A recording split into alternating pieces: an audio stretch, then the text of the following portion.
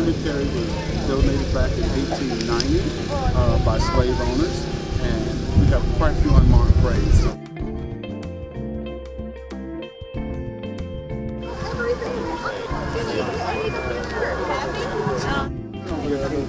Yeah, I was just stuck on that.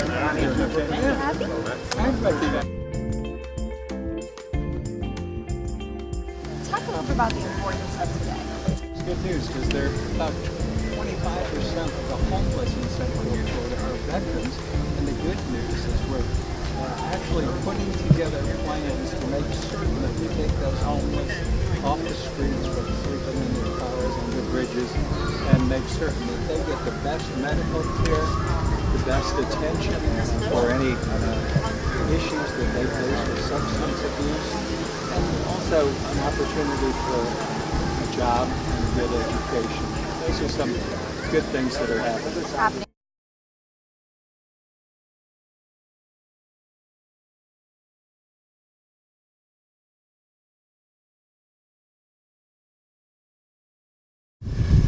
I'm gonna right now here welcome you here at Evergreen. Next we're gonna have our pre-drill from the Seminole County Sheriff Explorers.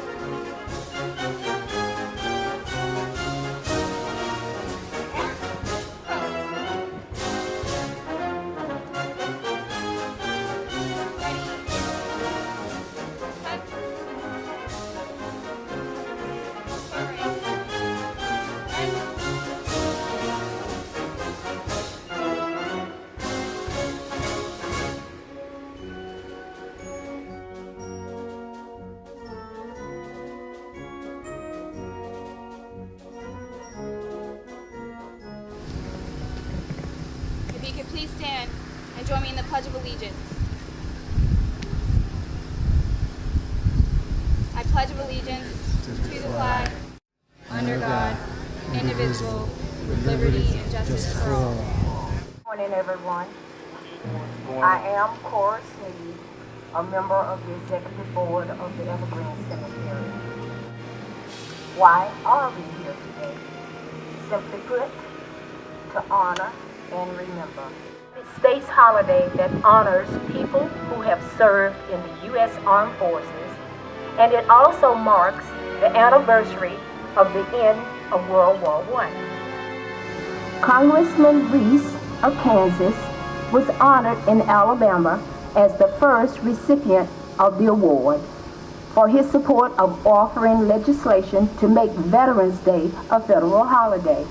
In 1966, the federal government declared Waterloo, New York, the official birthplace of Memorial Day.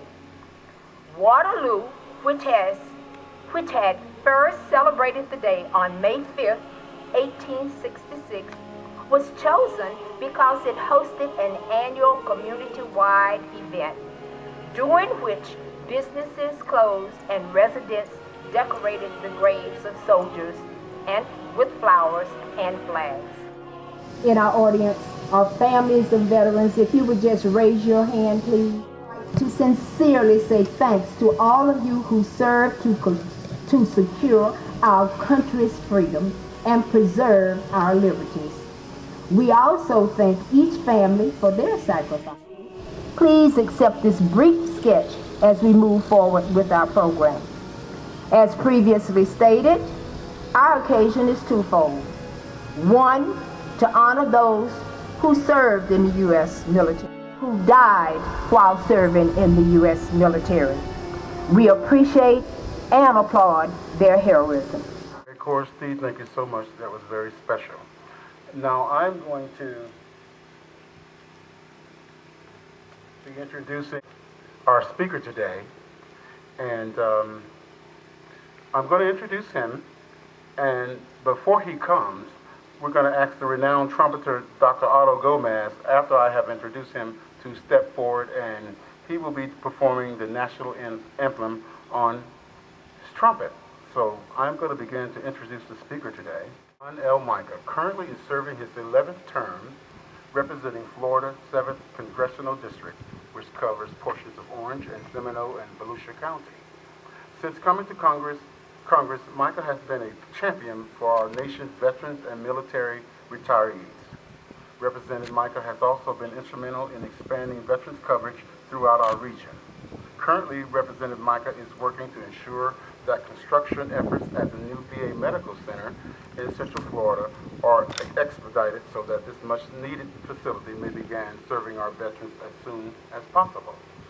The Congressman has also led efforts to expand the VA prescription drug benefit, work to reduce the appointments and scheduling backlogs of Florida's VA hospitals and outpatient clinics, and fought to improve and assist for our homeless veterans, a pet peeve of mine.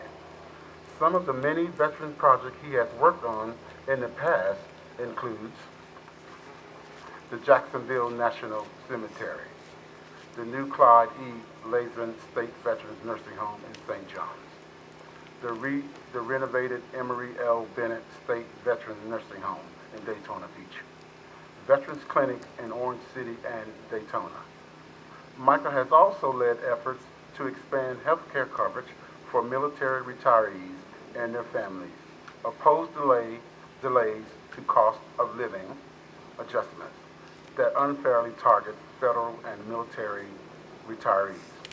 In addition, the Congressman has co-sponsored and actively worked to pass legislation to allow military retirees to receive military retirement pay and compensation for service-connected disabilities without offsets.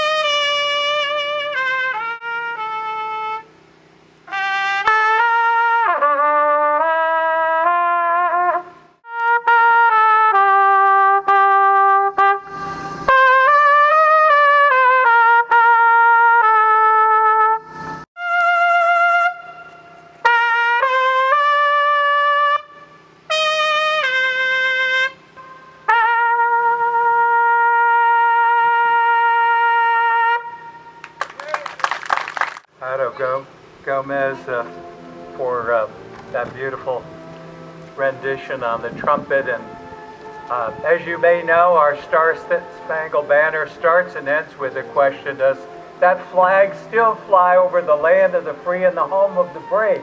One of the few national anthems that asks a question at the beginning and the end. And I can assure you, on a beautiful day like today, in this special ceremony of community and friends all gathered here in Evergreen Cemetery, that again, this is the land of the free and the home of the brave. This area, this particular city, Castleberry, I get to go to Washington, be there tomorrow.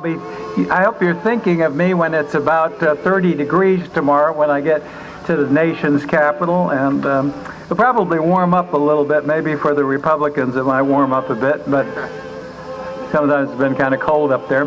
But we have an important responsibility. The election was a week ago, and now people want us to put all that behind us.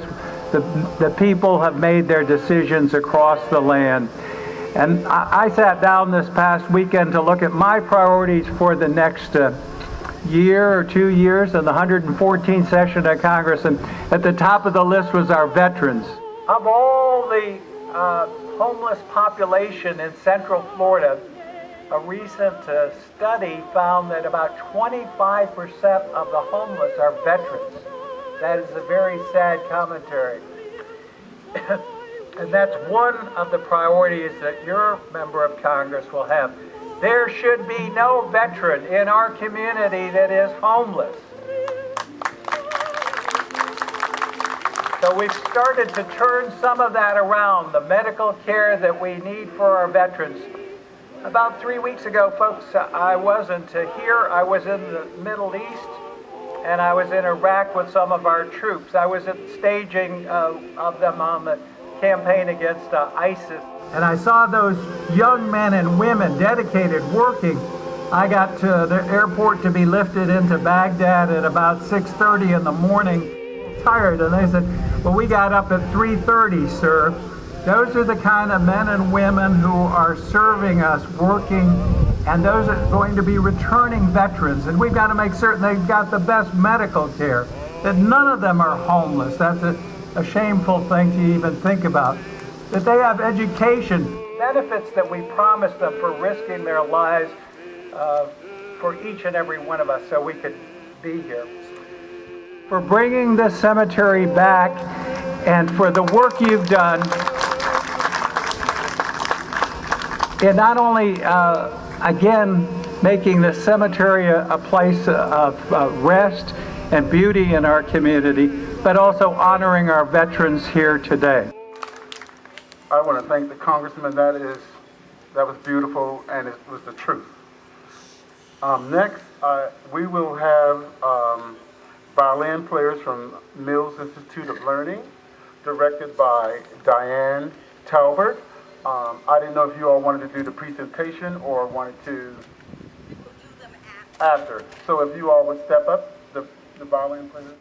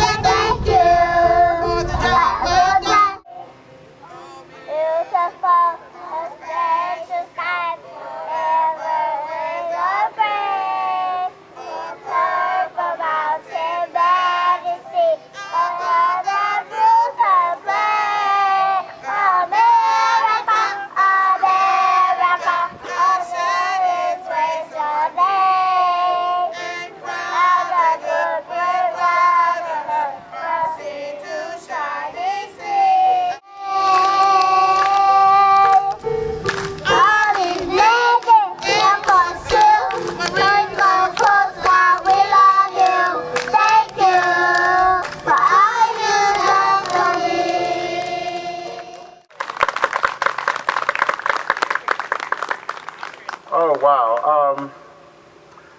We were standing here earlier before everything really got going, and one of the young ladies from the institute said, "I wonder how many of those children." I told her I was going to say it. I wonder how many of those children will be an Army person or a Navy person, in the military.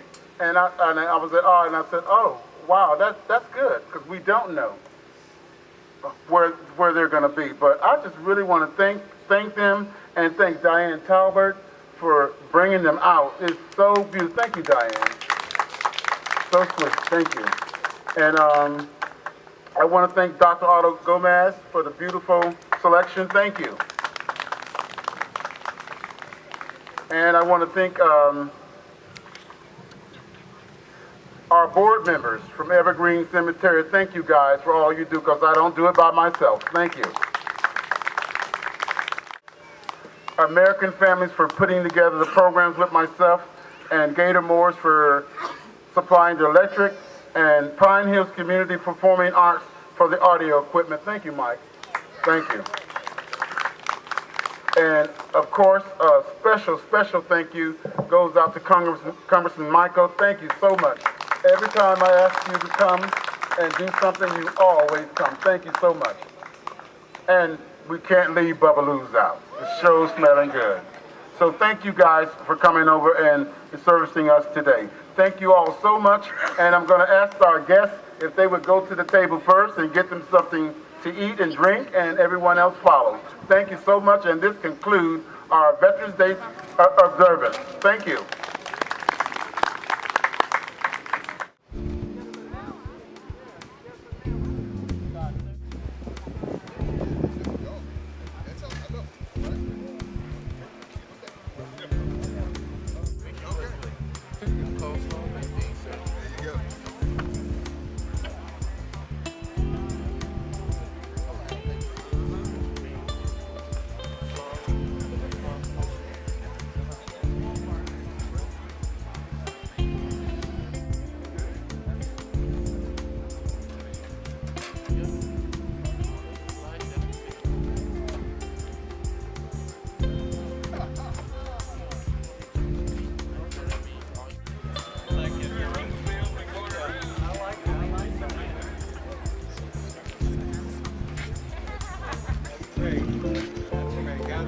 Thank you.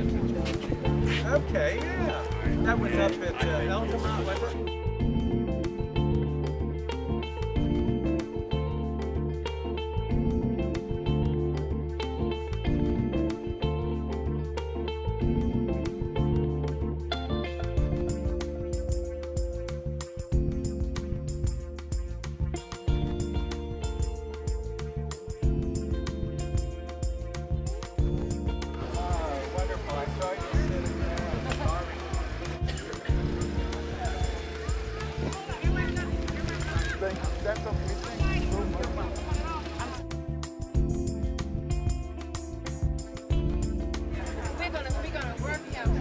Hey, look at that. Look, hey, we look pretty good.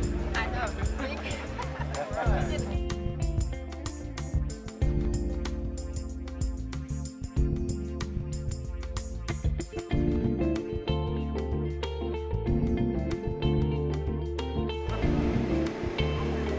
All right, now you guys study hard, do well, and remember the veterans.